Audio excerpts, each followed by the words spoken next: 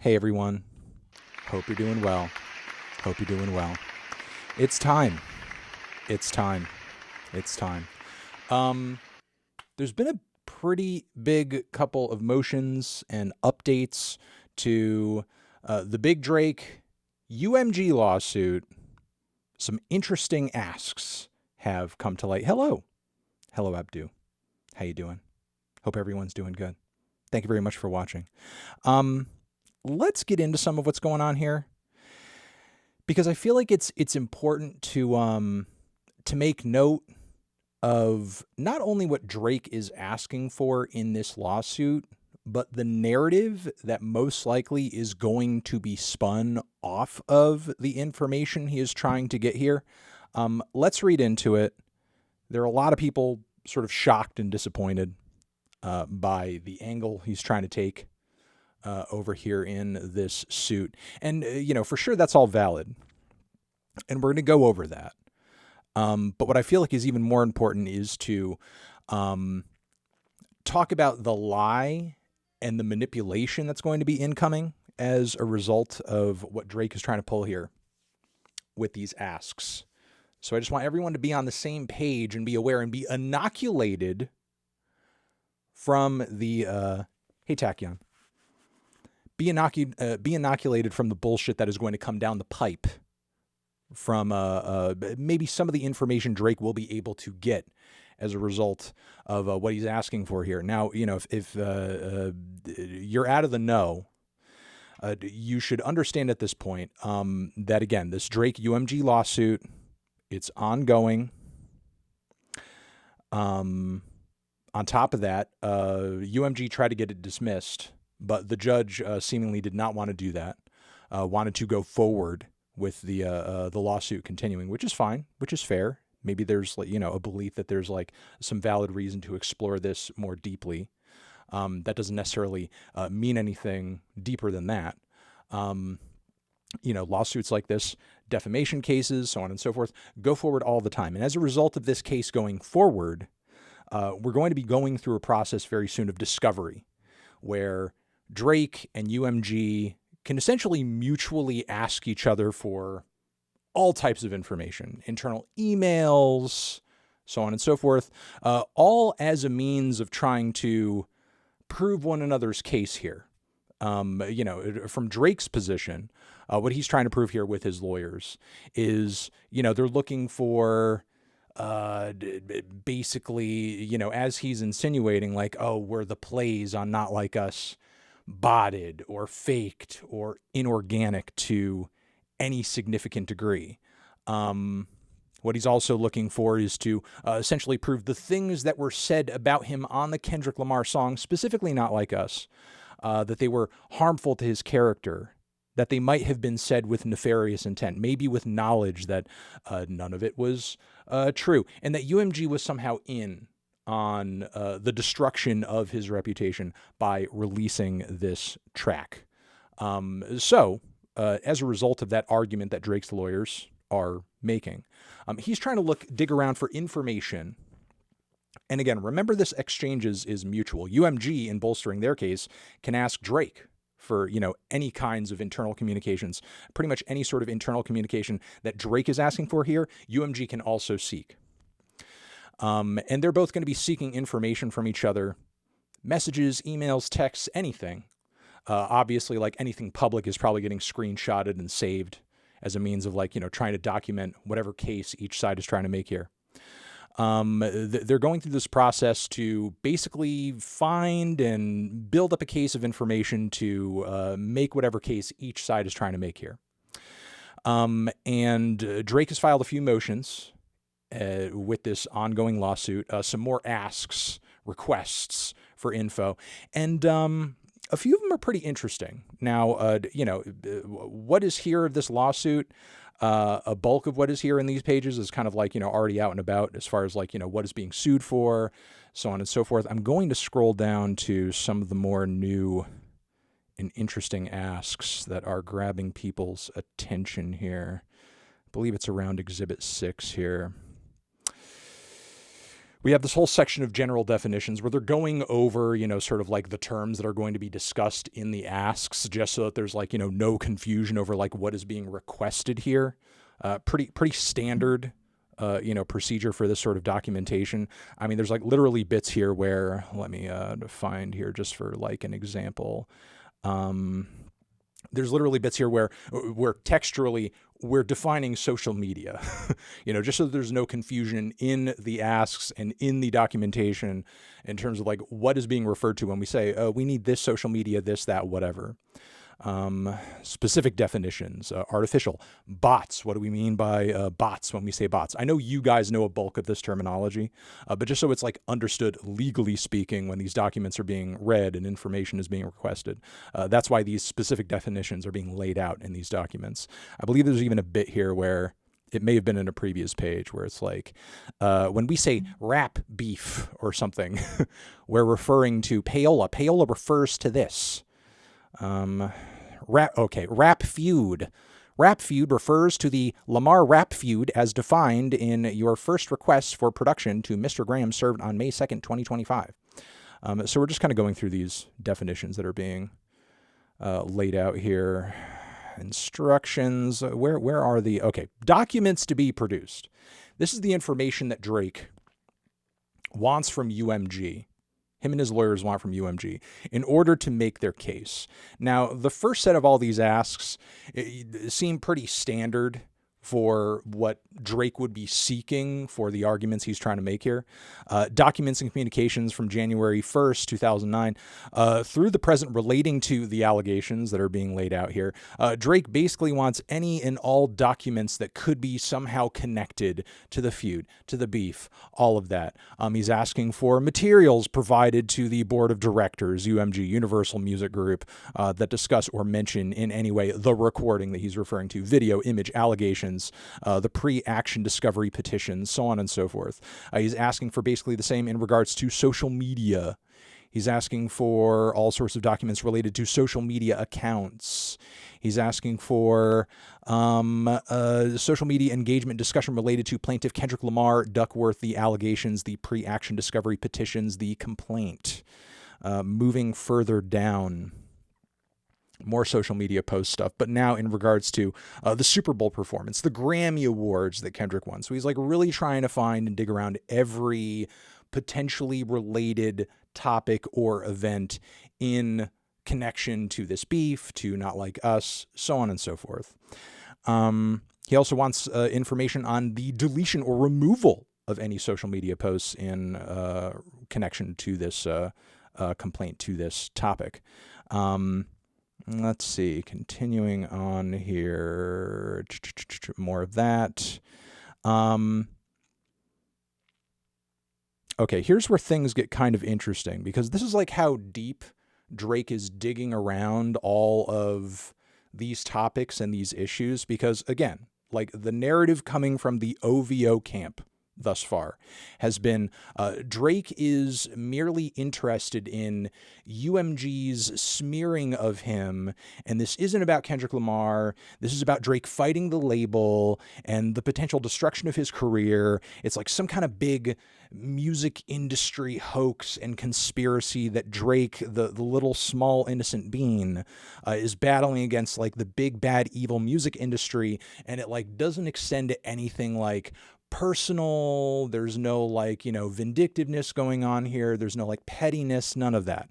But with document request number 30, for the time period of January 1st, 2018 to May 31st, 2018, he wants all documents and communications relating to any instruction, direction, or suggestion that any musical work or music video by Pusha T, including but not limited to the story of Adidon, be censored or otherwise modified, altered, based on the content of the musical work or music video, or decision to not license, publish, promote any musical work or music video by Pusha T, including but not limited to the story of Adidon, on the basis of the content of the musical work or music video.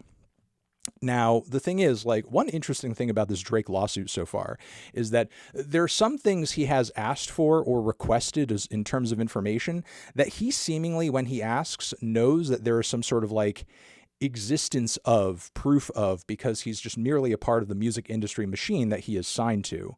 And I'm having a feeling that like this is somehow connected to that in terms of like he must have some kind of inside baseball, maybe due to some kind of like involvement or advocacy for himself on his own part to the label, essentially saying to them, hey, this guy with this recent track that he put out is like completely ruining me, completely destroying me. And if you guys remember the Pusha T Drake beef, like, you know, recall, please, the fact that after that song put so much heat and so much embarrassment on Drake, there were numerous music industry figures that basically stepped in to be like, okay, hey, we got to stop this. Time. This is getting too real. This is getting too embarrassing. This is getting too serious. Maybe like people's pockets are going to be hurt here. We need to stop this right now before anybody like loses any money or there's like, you know, any drop in like year-end profits or anything like that. So Drake most likely has some kind of information that at some point in the past, the label may have actually silenced Pusha T in some form or fashion to prevent him from saying something else that might be hurtful about Drake or embarrassing about Drake, be it either a Story of Adidon music video, which the song was so huge, and Pusha T is such like a conniving guy, a genius guy, actually. I'll go as far as to say Pusha T, very smart, intelligent guy, incredible lyricist, and one-of-a-kind dude, and a planner, a strategist. I mean, I talked about this in my recent clips review, you know, how he sort of like, you know, lays out this whole verse poetically about his mother's passing and the way that she sort of like, you know, so methodically and beautifully, and how he poetically talked about it, sort of like, you know, planned out everything around her passing in a way that he himself noted as, you know, being almost like, again, just like methodically planned out. So Pusha T is a planner. Pusha T is a guy that like, you know, I mean, look at the new Clips album rollout. He's a guy who loves a rollout. He's got plans. He's got, again, smart guy, schemes. He's got schemes. We have Pusha T schemes. So like the idea that there would be a Story of Adidon music video to follow up that huge game-changing diss track makes complete and utter sense. It wouldn't even be the first time that Pusha T has like done a music video for a diss track either, or a track that had or contained some kind of diss in it. So like, I think what Drake is essentially sort of like uncovering here is that at one point the label kind of put the kibosh on Pusha T doing or saying anything that would be further harmful to Drake's image and career, which, honestly is pretty sad. And what I know is going to happen as a result of this, if any information does come out, sort of like, you know, proving this part of Drake's argument. And there is sort of like a letter from Drake's legal team over here, saying that UMG, I don't think it's this one. It might be the next one. Over here. Yes. It says that they're seeking documents on requests 29 and 30. The one that we just read. We just read 30. And UMG's historical censorship, modification, or alteration of, or decision not to license, publish, or promote any musical work based on its content. Request 30 seeks the same types of documents with respect to musical works by Pusha T. So apparently there's been this ask, but there's not necessarily been a follow-up on UMG's part here. And again, what I think Drake, what his lawyers want to argue here is like, hey, there was that song from Pusha T. There were times when you made Pusha T be quiet. There were times when you made Pusha T be quiet talking about Drake. Why didn't you make Kendrick be quiet talking about Drake? You made Pusha T be quiet. Why not make Kendrick quiet? And while there may be there may be truth behind that, and there are motivations that we can talk about that are not conspiratorial, that we can get into in a second. I feel like this dragging this information up isn't necessarily the W that Drake and his lawyers think it may be. Because here's the thing, if like across the entirety or for a good deal of your career, like the label was just deeply invested in undercutting you and ruining your career and ruining your reputation and trying to hurt you, why at any point, even in 2018, would they go out of their way to save your ass from having this guy talk more shit on you and potentially embarrass you even further? Like, it sort of goes against the narrative that the whole music industry machine is against Drake and trying to prevent his success, that even at this point that they would step in to prevent him from any additional harm from Pusha T, or even doing any harm unto himself by engaging with Pusha T again. So it's kind of a silly thing to want to break up, but I know that there's a lot of Drake fans out there who are going to spin it because they're very bad at context. That are going to spin it as if like, why is Drake having the label kind of prevent people from talking about him in the case of Pusha T, but not Kendrick Lamar? Now, the non-conspiratorial answer to that would be that you're talking about the two biggest rappers in the music industry currently going at each other with commercial track after commercial track. And regardless of how that pans out, one of them loses, one of them wins, whatever. It's going to generate so much, and it provably has. It's going to generate so much traffic, so many hits, so many listens, so much discourse, so much engagement with both of their catalogs that, even if one of their careers is permanently ruined, or even ruined for the short-term future, the label is still going to like come out ahead in terms of like, their bottom line profits. So I'm sure like at the end of the day, it was a risk they calculated and were willing to make, just kind of being like, well, we don't know where this is going to pan out, but, and there's no way there's no way any of us could have known like what direction this beef was going to go in. I'm sure UMG was just sort of seeing the traffic, seeing the discussion that was being generated, looking at the dollar signs, and we're just kind of like, yeah, fuck it, let it run. Let's just see where it goes from here. I mean, it seems like too good of, a head-to-head, we're talking like Tyson Holyfield fucking pay-per-view level type shit in terms of generating interest and generating discourse and generating discussion. So going from there, there are more requests. Documents sufficient to show Interscope's monthly revenues and profits from January 1st, 2020 through the present. So he wants the profits. He wants the information in terms of how much money has been made.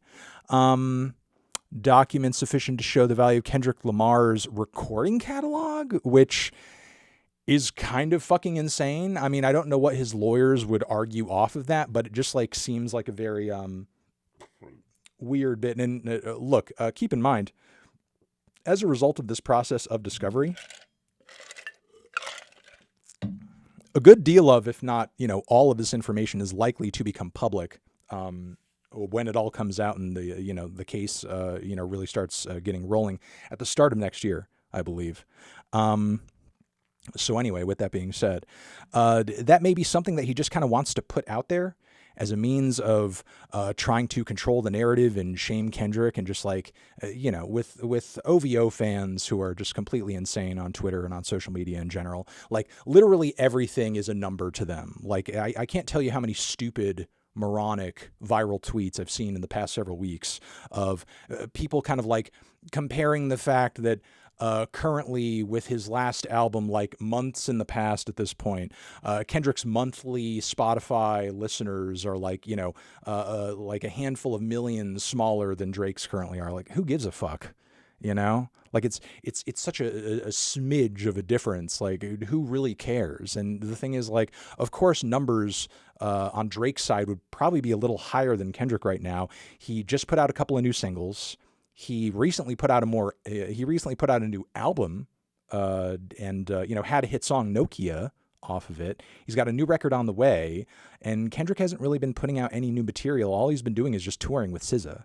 So, I mean, of course, like, you're going to have some of that more recent catalog that a lot of people are spinning and listening to, sort of falling to the wayside a bit, because that's just how people's music tastes are. They engage with super new albums upon the time that they come out, and then, some people continue listening and some people move on and listen to other stuff. That's just what happens. Like, it's literally what happens with Drake's listening numbers every time he comes out with a new record. Like, you hit a peak, maybe it's a record, maybe it's not, in terms of like the numbers it does. I mean, Lord knows that a lot of his new singles have not been doing super well commercially, but you have your peak, your commercial peak, when those songs come out, and then the numbers sort of drop off because people move on and listen to other things. And again, some people stick around, continue listening, but others just don't, and it is what it is. That's just reality. Anyway, with that being said, continuing to be obsessed with the numbers, moving further from there, more recording catalog stuff. Let's see. Continuing on here. All documents and communications with Spotify USA Incorporated, Twitch Interactive, Amazon, so on and so forth. Because again, Drake and his legal team have been trying to paint this picture of like, they're all in cahoots. Like, there's Spotify fudging the numbers behind the scenes. It's UMG fudging the numbers behind the scenes. I want all sort of like potential collusion communications going on here to end my career. I want all of the information. Because he's just sort of like, hoping he can sort of like get some kind of shred of evidence that like, people are actively, secretly working against him in the shadows. Let's see. Where was that other bit here? Okay, here's some other interesting things.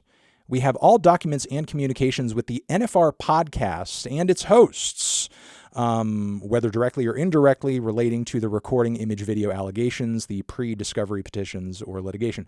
Also, shout out to Screwface Jean. Great YouTuber, great reactor, super talented guy, an artist himself who has come out with some very good music too. Over the years, very consistent creator. There's a part of this document way down where he's actually named through his screen name because Drake and his legal team are looking for any sort of like communications through his Twitter account with UMG. The thing with NFR podcast and Screwface and literally any sort of like, creator out there in the social media sphere covering music on a regular basis, Drake and his team are trying to sort of like, build this narrative and sort of like find any information that UMG was behind the scenes paying creators to say bad things about him.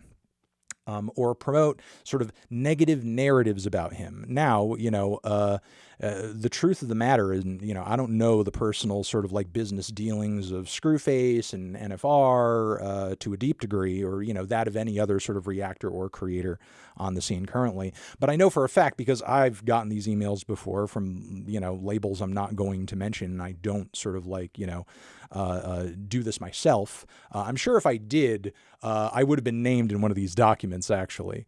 But there are a lot of labels that will approach reactors and music creators and be like, hey, can we pay you to react to this song? Can we pay you to promote this track? Can we pay you to talk about this song or whatever on your podcast? And, that's cool.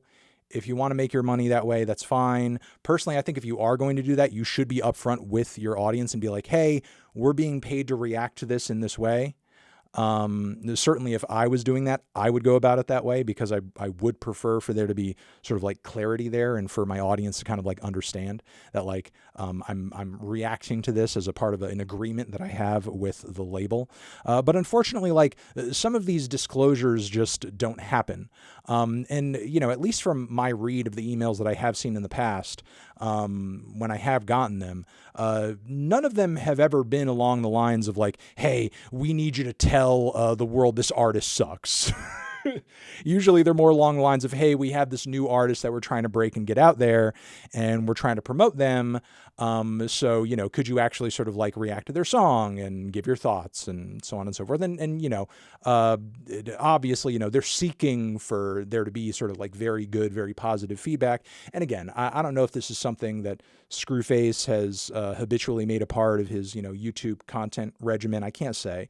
But I know that there are reactors and YouTube commentators and music critics out there on the YouTube scene that have and do engage in that sort of, agreement on a regular basis. And Drake is trying to use that as a means of painting a picture excuse me, that all of these people who liked the Kendrick song, who are also being paid by UMG to react to certain songs, react to certain tracks, they liked the Kendrick song because UMG told them to. Now, what's kind of confusing about that narrative is that Drake is also a UMG artist. So, like, what motivation UMG would have to encourage creators and encourage reactors to react to Kendrick songs positively and not Drake's songs positively, because people were also listening to Drake's songs. It's not like people were just listening to the Kendrick diss tracks and not listening to Family Matters. It's not like people were just listening to the Kendrick tracks and not listening to Push-Ups. Like literally every single Drake song that he was putting out to diss Kendrick, people were listening to those I guess, like in the midst of this feud, if you want to call it that, as a means of sort of like understanding what's going on, who's saying what, where are we in the back and forth, are we round one, round two, round three, where is this progressing? The idea that UMG would be going around paying people to react to these tracks that, I mean, I suppose, you know, it could possibly be happening, but the idea that they would be paying people to react to these tracks that literally everyone is talking about, like, I don't know if there's anybody in the chat with fucking goldfish memory, but like there was lots of organic interest in every single song each Kendrick, that both Kendrick and Drake were dropping around this time, because it was an interesting topic. Like literally the entire internet was talking about it. Again, I'm not going to rule out the possibility that maybe UMG was doing some promoting of discussion and engagement with these songs behind the scenes, but I imagine they do that with like pretty much all the music, or at least the music they know is going to be sort of like monetarily a success. I imagine they sort of like promote most of the music they put out. That's kind of their job. They're a music label. Like that's what a music label does. Again, it's just kind of silly. Drake is trying to paint the idea that a label would promote the music that it releases as like a nefarious act, when if you think about it, you have to think, like use your brain, okay? We're using our noggin up here. We're using the brain, okay? We're going to use our brain. We're going to close our eyes. I know the Drake fans are bad at context, but we're going to close our eyes and we're going to think, what do record labels do with the music that they put out? What do they do with the music? Do they just release it to the world and then they're like, okay, well, you know, if it gets popular, you know, that's great, but you know, we love that. But if it doesn't, whatever, you know, I mean, you know, we're just the lowly little tiny small bean record label making billions of dollars a year. There's no way we could possibly control or influence like what people do or don't listen to. So we might as well just like sit back and just, you know, let the chips fall where they may when we release new music. You know, we're not going to put any effort or money behind getting attention on the song or promoting the song, or sort of like, you know, getting Spotify to sort of playlist it or front page it or whatever. That's what record labels are supposed to do. So again, you know, I'm not ruling out the fact that the music industry is shady and weird, and that in the modern era, there could be some sort of like, you know, means of or sort of new version of payola going on in some form or fashion. But like, there's no possible way that Kendrick is getting any kind of like algorithmic special boost treatment that Drake is not. Like, are you kidding me? Like, again, can we remember back to the time where, I forget what album it was, and I'm sure chat will remember, which Drake out, it was Scorpion. When Drake had his Scorpion album cycle, and tracks from the album and the album itself and his mug were getting promoted in like literally every fucking playlist on the front page, even playlists that he doesn't even make music in the genre of. Like, how are we shoving Drake down everyone's throats in this way, to where it's like borderline, you know, I would say destructive to the psyche of the average music fan. And we're going to sit here and presume, oh yeah, that's just something Spotify organically does. You know, they're just so passionate about Drake's music, they want to put him in the techno playlist, you know, like that doesn't make any fucking sense. But again, with that being said, Drake and his legal team are trying to paint what is, I guess, like music industry standard artist promotion these days is like, oh, this is this crazy conspiracy against me, and they're trying to spread word about a track that's destroying my image. When that song came as a result of a rap feud, as is defined in this documentation, that you knowingly engaged in, voluntarily. I think another part of this narrative, and I'm going to scroll down to the next interesting part here that I want to jump into, all documents and communications relating to the Hearts Part 6 by Drake. That's going to be funny. You know, there's going to be some like probably some employees internally, and look, this is going to get spun by Drake's team. You know for a fact that there's going to be people, sort of like some internal messages that are talking about the Heart Part 6 and are like, this song is kind of fucking lame. It's kind of a shitty song. It's kind of a terrible diss. It's not even good. Okay, all right. Very interesting bit of info here. Okay, this is what we really want to talk about. I kind of sidebarred into a sidebar there, and I kind of lost my train of thought here. But this is what we really want to talk about. This is an interesting thing over here. This is an interesting pivotal part of the Drake spin and narrative. So, like, let's take into account what exactly is happening here. This is kind of what I was referring to earlier. This is the lie that Drake is going to try to like throw in front of everybody's eyes. Okay, so pay attention. Very odd asks over here, because let's try to recall once again context. OVHO's bad at context. Let's try to remember Drake lawsuit, reason behind this, narrative behind this. UMG is trying to destroy Drake's career. It's not about the beef. It's not about Kendrick. It's not about anything petty. It's not about anything personal. It's about how fake the music industry is, and the layers and the lies and the deception and the so on and so forth, and the big grand conspiracy against Drake. And yet, Drake wants from January 1st, 2014 to the present, all documents and communications relating to allegations of domestic violence, violence against women, and or other forms of violence committed by Kendrick Lamar Duckworth. And in addition to that, from January 1st, 2019 to the present, all documents and communications relating to Dave Isaac Freely, or Dave Free, and his relationship with Kendrick Lamar Duckworth and Kendrick Lamar Duckworth's children. Okay. Very odd. Very weird. Very weird. And there's been a lot of people reacting to this. Hold on a second.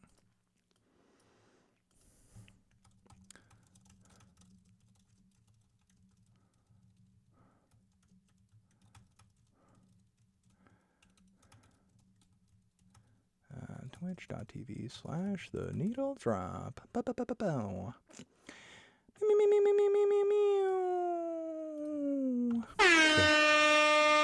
There we go. There's been a lot of people reacting to this part of the lawsuit, the motions, the asks here, as like, what is Drake doing? He's bringing Kendrick's kids into the lawsuit. That's disgusting. That's terrible. He's taken it too far. It was really going viral on Twitter last night. A lot of people like wondering about that, because it is fucking weird. And, you know, it's funny because, like, you know, the Drake team out there is using bots, because this morning I saw trending the phrase "Dear Adonis," and you had like every Drake verified Stan account, bot, AI profile picture, all tweeting the same fucking argument. Like, oh, the Dear Adonis crowd cares about children now? How does the Dear Adonis crowd care about children? Isn't that funny? That's funny that the Dear Adonis crowd cares about children so much now. Oh my God. But here's the thing. Reminder number one, this bringing up of Adonis with Meet the Grams, Dear Adonis, so on and so forth. That track, if we bring context in it, was a part of an ongoing pattern from Drake, where he fucks around and finds out by mentioning someone's family or somebody, you know, close relationship-wise to him first, to his opponent first. It was Drake who brought up Whitney first and those weird allegations, and Kendrick responded in kind by engaging with Drake's family in turn. So again, Drake likes to bring up family, but then hide his hand afterwards and cry foul when it's done to him in response. So, you could throw that narrative out the window and in the garbage because, again, Drake and his fans love doing certain things and bringing up certain things, but then calling unfair when it's done in response to them. Now, obviously, these asks are weird and they're invasive and they're strange, but this is the lie that is going to be formed as a result of these asks if any information actually does come out. I mean, I don't know if there's any opportunity for UMG's lawyers to just kind of like be in response to this. This is weird. What does this have to do with like numbers or defamation or whatever? And maybe there could be an opportunity to withhold this information or, prevent discovery on it. But if we do actually dig into this and we get any information as a result of communications on these topics, this is what's going to happen as a result of this. So Drake comes out with songs, and look at the time period in which Drake is seeking information on these topics, especially request number 51 in relation to all the Dave Free everything. Drake comes out with these songs where he's putting forward these allegations of like, oh, Dave Free is actually the father of your children, whatever. And coming out with a song like that, making that sort of allegation within this time period is going to understandably generate internal communications within the label, at least on some level. He's not looking for internal communications from like just a handful or specific set of people. He's looking for all documents and communications relating to this topic. How deep that search needs to go legally, I'm not personally sure, but I imagine that Drake and his lawyers are going to leave no stone unturned in terms of like digging up any bit of conversation they possibly can on this topic. And again, keep in mind, as a result of Drake doing that diss track that he did, where he brought up this topic and made this allegation, that is going to understandably bring this up as a topic within communications at UMG. So Drake basically lied because if we also remember, he, basically alleged that, your team fed me the information. I know what's going on behind the scenes. I know all these things. I have the information. If you have the information, why are you then asking for it from UMG? Why are you looking for the proof of the things that you're saying in your songs from UMG if you have the proof and you have the information? If you have the proof and you have the information, just put it out. Just release it. Just say it. Why does UMG need to put it out? If you have the information and if you know, then just put it out there. Why does UMG have to give it to you? So what is happening here is Drake lies on the song, and then that generates communications around the lie that he said in the song, and then he seeks documents about communication around this topic, and then he says, oh, look, if there wasn't anything to what I said, would this random fucker who works at the label be saying this or that about it? So he's trying to make it look as if UMG has information or has like inside baseball on the things he's cooking up in his own psychotic mind. Also just like think, for example, of how crazy of an ask this is from the organization that you're asking it from. Quick in chat. I know there's some people in chat who are here, who are paying attention. Name an artist for me. Name an artist. Name a big artist. Name a big name artist. I want the name of a big name artist. You're in chat. You're here. You're paying attention. You've been sitting on your ass this entire time. Not helping at all. No, I'm kidding. But give me a name of a big name artist. Madonna, Taylor Swift. Keep going. Give me a few more names. Taylor Swift. Kanye. Jay-Z. Jay-Z's a great example. Let's go with Jay-Z. Jay-Z's the example. So like Jay-Z, Beyonce, two very big public figures, both very famous musicians with label ties, with, record contracts, successful careers for many years, even longer than that of Kendrick Lamar. Now let's say I, in this hypothetical, I'm as dumb as a Drake fan. So, pretend I'm a complete moron on here. Let's say I was a complete moron and I was feeding into a conspiracy that Jay-Z and Beyonce, I don't know the names of all their kids because I'm not that obsessed and I'm not a psychopath, but let's say I had a running theory that all of Beyonce's kids were not Jay-Z's, okay? Beyonce's children, Jay-Z's not related to a single one of them.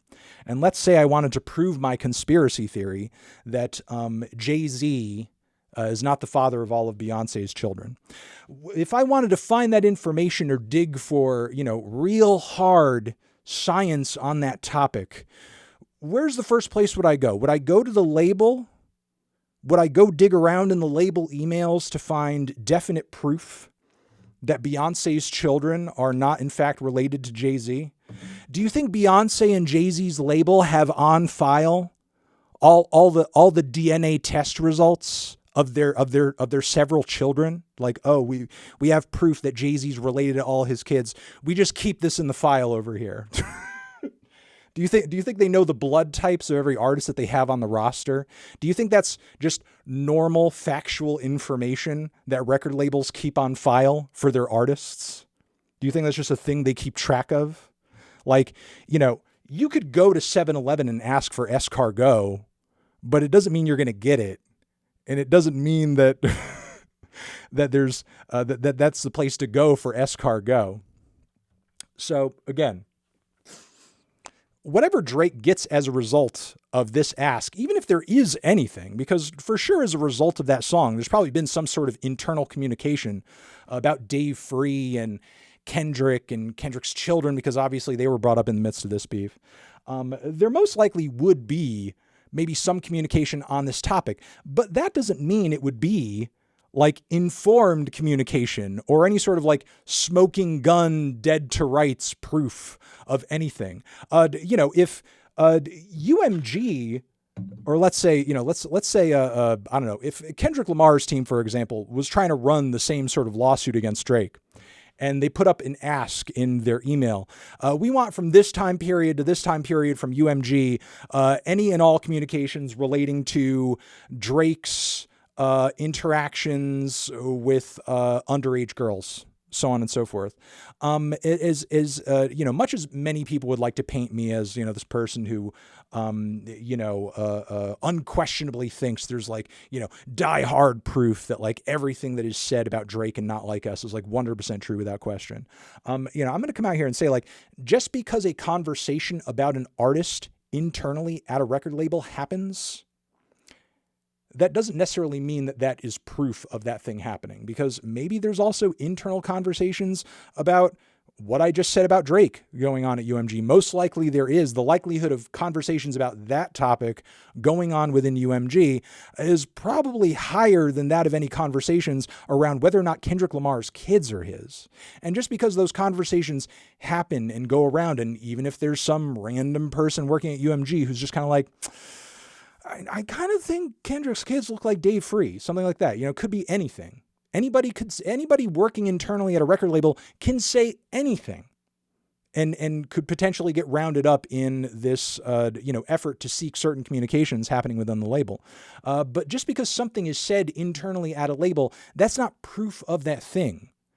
Some random person saying a thing isn't a DNA test. Some random person saying a thing, isn't a police report or, a dead to rights video, like Diddy had with, his ex at the hotel. So, any person working at any label could be communicating anything about any artist on the label at any point. Just because you seek out that internal communication and somebody says something about a topic, that's not necessarily a guarantee that it's true or that it's anything more than just a fleeting conversation or an ask or a curiosity or whatever. But again, what I know Drake and his team are going to try to do, because a lot of this is for the public display, because he's really trying desperately to control the narrative, is basically look for like any shred of conversations around these topics and be like, oh, look at this allegation that I made. The label internally is talking about it. if there wasn't validity to it, why would they be talking about it? But the thing is, most likely, especially within these time periods, specifically with request number 51 here, any discussion around these topics that is likely happening is as a result of the fucking songs that you dropped, as a result of the feud. So it's like you're literally generating communications around the lie that you clearly made up. And, I would presume, at least from Drake's perspective, it was a lie on some level, because, again, why would he be asking for proof for internal communications for any kind of shred of evidence on information, on allegations that he assured us in social media posts, in the songs that he put out, that's like, I know the information, I know this stuff, I'm not making this stuff up, I know all this for a fact, that's why I'm saying it, everything I say is facts, everything I say is real. Why do you need it to be proven? If you need it to be proven, then you must have not known. If you actually know and you have the information and you have the background, put it out there, share it with the world, let the class know, let the rest of the class see. Why does UMG need to show it to us if it is in fact the truth? We're moving on from here. Basically, they're looking for any communications relating to vandalism at the OVO clothing store, which, again, the level of stupid conspiracy brain going on here is insane. Like, what do you think you're going to get as a result of this ask? Like, some person internally working at UMG, like, being like, oh, yeah, make sure you Venmo $500 to the guy who, like, put the hit out on the OVO clothing store. Like, the fuck are you looking for? Like, if people working at UMG do talk or do speak on this topic in some form or fashion, what does it matter? Like, what relevance does that have to anything? Like, do you think there's people behind the scenes at UMG who are secretly, like, trying to orchestrate OVO clothing store fucking vandalism? Like, are you insane? Like, this is honestly, and there's a lot of discussion around this because Taylor Swift just recently announced her new album. This is more psychotic from any sort of like numerology or conspiracy that I see going on in the Swiftie camp right now. Like, we're literally dreaming that UMG has some kind of connection or internal communications at vandalism at a fucking OVO store in London. At an OVO store in London, we think there's like internal communications that what are going to like expose the culprit or like, bring to light the label connection going on here. Are you fucking kidding me? Jesus Christ. Seeking court-ordered information rather than just suing for defamation. No, I mean, that pretty much is it. All right, we're moving on because this is just like getting goofier and goofier in terms of the things that we're asking for. Again, like the number stuff, maybe some of the promo stuff and the contract stuff, while I don't think it's going to lead to a lot of like super damning information. And when I say damning, I mean damning to a normal person with a functioning brain, not to an OVO. Like, they're going to read into this stuff like it's, the fucking tea leaves and try to find, like the secret message hidden in everything going on. But I don't think we're going to get anything damning out of sort of like some of the number asks around the song. And I feel like, for the lawsuit Drake is leveling here, those are pretty normal questions. But like asking about instances of vandalism and Dave Free's relation to Kendrick Lamar's kids. Again, you could go to Baskin Robbins and ask for a Whopper, but that doesn't mean you're going to get a fucking Whopper or that Baskin Robbins is the place to go to ask for a Whopper. Let's see. Because again, regardless of what any label may say internally about the relation of any artist to their own child, I would take with a grain of salt, because record labels aren't usually the place that you go to find artists' paternal relations information. Let's see. Your radio and television performance policies. From August 1st, 2023 through the present, all documents and communications relating to whitelisting on third-party platforms, including but not limited to YouTube, Twitch, for any musical works or music videos, including but not limited to first-person shooter, like that, Push-Ups, Euphoria, Family Matters, and Meet the Grams. again, I would say for Drake's lawsuit, pretty normal thing to ask. Maybe he wants to find out that, it are some songs here getting favorable treatment that others aren't. I mean, I guess we'll have to wait and see whether or not that's the case. But I mean, the reason for that ask is pretty obvious. Drake trying to sort of like double back and prove that lies that he put into his songs were true. That's kind of a question of a different nature. That has nothing to do with your defamation and everything to do with trying to validate the bullshit that you put into your songs. More whitelisting. You and Spotify, direct communications, licensing rates with Spotify for the recording. Let's see, YouTube, TikTok stuff. The performance engagement streaming metrics and individual post analytics for all publications of the recording video by accounts under your control on YouTube, including such metrics and analytics available on account and or channel dashboards. I want to head toward the end really quickly here, and I'm swearing I've not read this entire thing yet. I have read the end part though, where Screwface sort of came up, because that part was specifically interesting. Oh, what is this? All documents, communications with Kendrick Lamar, Duckworth, his agents, or anyone working on his behalf relating to the meaning or intent of the recording, image or video, or any portions thereof, including but not limited to the following. We have some lyrics over here. Okay, so he wants communications about literally the lyrics of the song and other bits. Okay. Again, sensible. I suppose. But again, I don't see what that would bring up unless like Drake thinks that there's going to be some kind of like internal message or communication in UMG being like, yeah, Kendrick put that in the song to destroy Drake. There may be a lot of communications of people reacting to the comments made within the songs and the content within the songs. But again, even stuff as surface level as that, I know on some level will be spun with a certain level of OVHO psychosis. Let's go towards some of the final asks here, because I do personally think they're pretty interesting. We're going through more legal definitions here.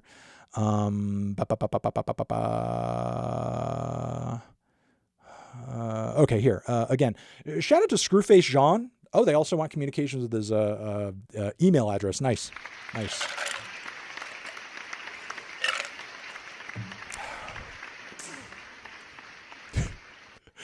So it's like, we want to know what you're saying to Screwface Jean. We want to know what you're saying to the NFR podcast to promote anti-Drake messages and to populate positive comments regarding Kendrick Lamar. Now, the thing is, like, keep in mind the idea of what could be interpreted as an anti-Drake message here is open to interpretation. What I'm sure Drake and his fans would like you to think, like reading this, is like what Drake and his lawyers are going to find out is like basically UMG communicating and contacting NFR and saying to them, we want you to say this about Drake. We want you to say this anti-Drake message about Drake to ruin his career and this and that and the third. But the thing is, like, when you look at a more open interpretation of this text, what is sort of like an anti-Drake message could be something as simple as like, oh, well, you may have instructed NFR podcast to promote the new Kendrick song, or you may have sort of like, recommended that they, promote or say something positive about or react to even the new Kendrick song. The Kendrick song itself, given the content of the song, could be interpreted as an anti-Drake message, because there are anti-Drake messages, not hidden, but like literally laced within the song itself, very obviously and very openly. Over here, this one's very interesting. We need to look at this one. This one's very interesting. Okay, peep this. All documents and communications relating to the placement of the recording and or music by Kendrick Lamar on the playlist for UMG's workplaces, including but not limited to its Santa Monica, California location. This request includes but is not limited to all documents and communications regarding the creation, construction, or maintenance of playlists and any directions, instructions, mandates, complaints, concerns, or questions regarding the music played at UMG's workplace locations. What the fuck does that have to do with anything? Are you fucking kidding me? You gotta be a fucking moron. Okay, you gotta be a fucking idiot. If you're listening to my voice right now and this is information that you care about or you think is damning on some level, you're a fucking moron. Okay? You're the biggest dumbass on the fucking planet. Like, you gotta be kidding me. What the fuck? Like, UMG, of course, is going to play UMG music at the UMG workplace playlist. Like, that's literally what they do. Like if I walked into UMG and they had an entire playlist of songs from some other fucking label they have nothing to do with, like, I would be pretty perplexed. Like, you know, not that it would be something I'd pick up on immediately, but like, I'd wonder, I'd worry. I'd be like, why are you doing this? You're UMG. Wouldn't you play music from artists that are on your label and are quite popular? And like, you know, also, are you telling me that UMG has an internal workplace playlist that features songs from Kendrick Lamar, but doesn't feature songs from Drake?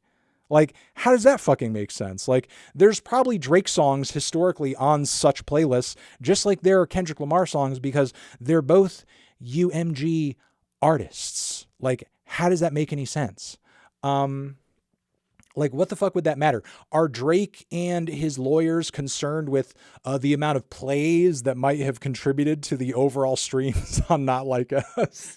Like, oh man, Your Honor, we have information that millions of the streams on this song were generated off of internal UMG workplace playlists, just played on the workplace speakers out there, like in the office. Everybody's just being sort of like, collectively entranced into enjoying the song because it's being thrust upon them internally at UMG. Yeah, okay, that makes a whole lot of sense. All documents and communications relating to the use of Spotify by UMG employees to stream. Okay, this is even funnier. This is funnier.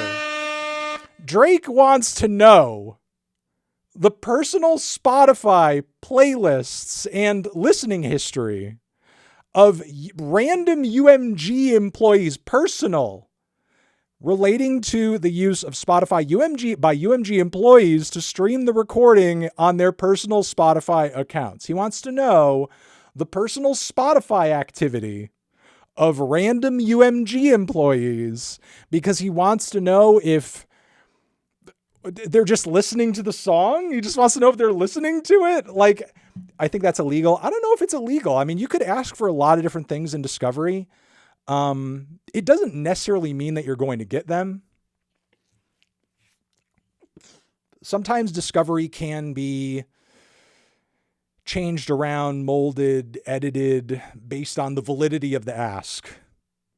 But this is an insane thing to wonder about.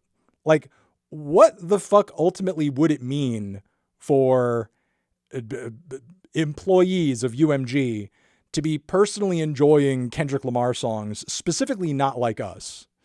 I mean, chances are there are a lot of UMG employees that listen to Drake.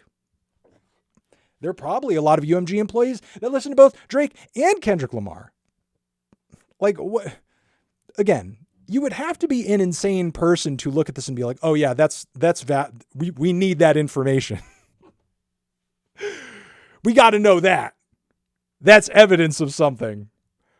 No way we can just have UMG employees like organically enjoying the songs of the artists on the label. We can't, especially when it's a number one song, one of the most popular songs of the year, a multi-Grammy award winning song. No way we can just have UMG employees just casually enjoying a very popular song that UMG put out. No, we need that information. That's damning. That's smoking gun evidence.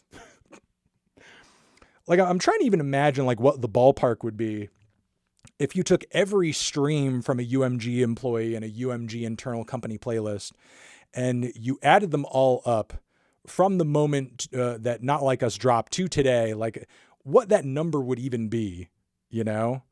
Like in total, maybe a few thousand. I don't know. You know, it's just a very silly thing to wonder about and ask, as if like people internally listening to this music again ultimately means anything. For example, and I know for some people who disagree with me and are very angry and are very pro Drake, this might be like a very like confusing concept to grasp. But like when you look at the internal and public politics of a company like Google, there are tons and tons of Google employees that have personal political agreements with like things that company does all the time in relation to the military, in relation to internet monopolies, in relation to AI. And some of these people actually work on projects related to these topics. And just because they're employed there and just because they may be sort of like contributing to these things, I mean, yeah, obviously there's an ethical issue going on there, at least from my own perspective. I mean, I myself upload content to YouTube all the time, and that's a Google company.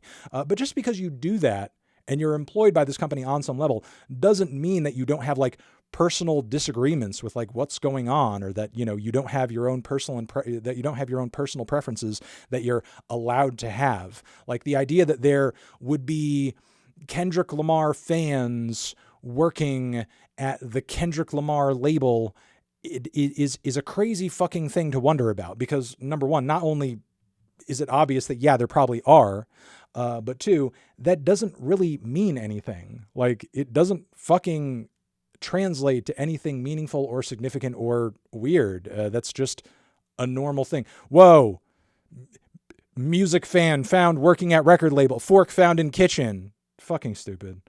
Once they get the playlist and it's just JoJo Siwa, that'd be pretty funny. Look, I mean, these are the motions. These are the updates. These are the bits of information that Drake is seeking out right now. Very weird, very petty, very stupid stuff. And I'm not going to say disappointing, because obviously this whole thing was disappointing from the jump and very moronic from the jump. But look, I hope none of you out there are falling for this bullshit. I'm not out here trying to say necessarily that like, again, that like all record labels and especially UMG are like always on the up and up and don't ever, sort of like engage in nefarious business practices to sort of like consolidate power and make more money and so on and so forth. Like we cover topics along those lines all the time on this channel, especially in regards to like the streaming industry and all that. All of that is a reality. But the idea that like all these business practices and all of this, shadowy evildoer stuff that goes on in the music industry is like somehow all pointed at Drake and trying to, come together and culminate in the complete destruction of his career and ending it and so on and so forth. It's just a really silly and stupid stipulation, and trying to, essentially like paint a lie, paint a narrative around a very real experience that we were all there for and that we were all aware of as it was all sort of happening and rolling out in real time. We were all alive in the moment, seeing it all unfold before our eyes. And now what Drake and a lot of these bot accounts are trying to do is take advantage of the fact that like all this happened in the past. So we're just going to throw a bunch of bullshit out there in front of your face to sort of make you forget and make you misremember what happened. What we all collectively witnessed was a rap feud that each person voluntarily engaged in. And yes, while it is true that, commercially the labels got behind it and just like kind of let it run, how it panned out is essentially how it panned out as a result of the individual actions of each person who decided to, again, voluntarily be in this beef. The idea that like UMG made it so that Kendrick won and put Kendrick up to this in the first place is just absolutely fucking stupid. I mean, take into account also the fact that like this beef wasn't always just Kendrick Lamar and Drake. If you remember correctly, J. Cole was involved for a minute, remember? And then he did his Kendrick diss and it was terrible. And then he took it down and he apologized and then he backed away from it and he went on just kind of like living his own life. Like if there's some kind of grand label conspiracy around all of this happening, like how deep does it go? Did UMG basically instruct J. Cole to step on a fucking rake and make him put out that track? And then make him apologize and then make him put it down, take it down, and then make him go on vacation on the beach. Like what the fuck? to sort of like clear the way for Kendrick Lamar. Like that level of kayfabe is something that like, WWE writers would be sitting there salivating at. It's like, oh my God, I can't believe you thought of something that genius. It's just insane. Like the amount of insinuation that like, oh, the behind the scenes puppetry that's going on that you don't even understand. Oh, it's Pinocchio. Oh, it's Pinocchio. The nose is coming out. There's lies. He's being controlled on the strings. It's goofiness. It's goofiness. Yeah, they had the whole thing planned out. Even J. Cole taking the fall and making an embarrassment of himself. Yeah, they planned it all out. UMG is just so deep into this shit. They even have Kendrick Lamar's children's DNA paternal test records, which is why Drake is asking for it. He knows that they have those Kendrick Lamar DNA tests on file, because asking a label for, who's actually the parents of the children of certain artists, that's just something they keep on file. That's what labels do. By that sort of like, logic, UMG must have known about Drake's kid before Pusha T even said anything. Which I want to take this quickly back to Pusha T real quick, because again, Pusha T, incredible rapper, goated artist, goated musician, legendary, new Clips album, Let God Sort Him Out, 10 out of 10. I think it's pretty much a lock for the album of the year as well. Amazing album. It's very interesting that Pusha T has had to sit there for all these years. He's had to sit there for all these years and probably face situation after situation. I mean, it recently happened with the whole Kendrick Lamar appearance on the new Clips album that, he himself said, like, the label didn't want us to do this feature. We had to buy ourselves out of our deal to put this record out as is, how we want to put it out. Or else we would have had to do an edit, a change, or removal of something. Pusha T, just imagine Pusha T for years. Drake is sitting here pissing and moaning and crying and whining like a fucking baby. And so are his fucking fans. But meanwhile, it's actually Pusha T who has to sit there repeatedly and take it on the fucking chin and be subject to, hey man, you can't say that. Hey, you got to edit this. Or, hey, you can't put out this thing. You can't do that thing because it may be interpreted by somebody as a shot against Drake, or Drake is taking an issue with it behind the scenes and he's complaining about it, or this or that or the third. It's Pusha T who has actually been subject to weird amounts of music industry scrutiny, being prevented from expressing himself artistically in the way that he would prefer to be expressing himself. If this whole argument, this whole conversation is actually about like, artistic freedom and artistic advocacy and, control over one's output and art and so on and so forth. I mean, from what I understand, nobody's stopping Drake from putting out those mid-ass songs that he just dropped. And yet it's Pusha T who actually has to sit here and think about everything that he may put out there in the world because the label may actually step on it and prevent him from releasing it because, oh, it might hurt Drake's feelings. Oh, it might make some drama. Oh, it might hurt Drake's bottom dollar. And he's like, our big flagship artist. And, you're much smaller in comparison in terms of like numbers and size and influence and so on and so forth. Still with that difference in exposure and popularity, that shouldn't mean that you shouldn't be able to express yourself how you please in your own music. And yet, with Drake asking here, with the communications that we're seeing, and with the way that we saw the Drake and Pusha T beef pan out, clearly there was at the time when it happened, but also past that ongoing, some sort of like greater industry effort to prevent Pusha T from saying certain things or releasing certain songs or expressing himself in certain ways that he would prefer to as an artist. That is absolutely insane. Like this whole lawsuit, the OV Hoes, Drake and his team are completely anti-artistic expression, because if you weren't, and you weren't a fucking baby too, you actually wouldn't care what the fuck Pusha T says on a new song. You wouldn't be involved in any sort of like prevention of Pusha T doing a bar, doing a song, doing a collab, doing a whatever. And even if Drake wasn't directly involved in that, me personally, if that were me, and I'm speaking from my own standpoint here, if that were me and I caught wind that the label were preventing that sort of thing, I personally would take issue with that happening on my behalf, because the thing is like, I don't want to create extra tension where there doesn't need to be, because you're working on my behalf to prevent somebody from saying something, you know, that they feel like expressing themselves in their music over.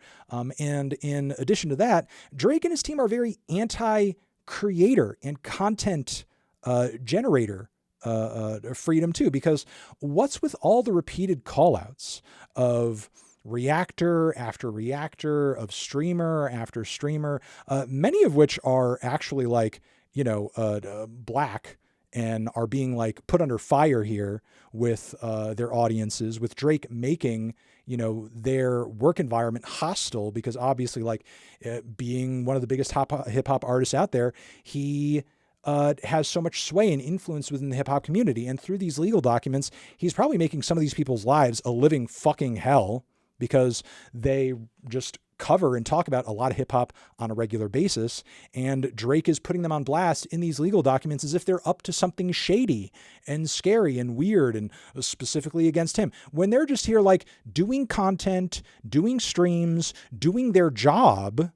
But these legal documents are repeatedly making it seem as if these people are like up to something scary and evil and bad. So honestly, very toxic, very heinous, very weird, very jealous, very petty shit. And I think it's, you know, it's not time, but it's important that we continue to call out this lawsuit, point out these issues, because there's just a lot of crap going on here that just doesn't make any fucking sense and is very weird. And again, is very petty, very ugly, very vindictive, very toxic, very nasty. Why no rap pages covering these 70 pages of the lawsuit? I don't know. I mean, well, I have seen a lot of Twitter pages talking about it last night that do, you know, just like specifically a lot of rap coverage. So it's not happening. I don't know if everybody's talking about it. I don't know if everybody's covering it. But I have seen some people talking about it. That's what, you know, where I first saw like the links to these documents that I'm talking about now. That's how I caught on some of these links to begin with. So all right, I'm going to leave it there for now. Goofy shit, weird shit, toxic shit, weird goofy. And I'm going to throw it over to the Majority Report. We will probably get this up on the streaming channel later, so you could check out the whole thing if you missed any. And yeah, you guys are the best. Thank you for watching. I love you so much. Careful or Drake will sue you. Well, I haven't said anything defamatory, you know, personally about Drake. I've talked about some allegations. I've talked about information in these documents here. You know, obviously, no guarantee of things not getting weird from this point, because this lawsuit is weird to begin with. But also the lawsuit is public information. If Drake didn't want people out here looking at this, reacting to it, commenting on it, then he wouldn't be doing the lawsuit in the first place. I just think it's important that we not let liars and morons run away with the narrative that Drake is like, you're going to prove all of this is true and real by asking the label about Dave Free's relation to Kendrick Lamar's kids. It's absolute psychosis. It's complete and utter psychosis, honestly, and should be sort of like called out and understood as such. All right. Again, you guys are the best. Love you. Hope you're well. Y'all take care. Yeah, take care. Take care. Absolutely take care. You want to take care.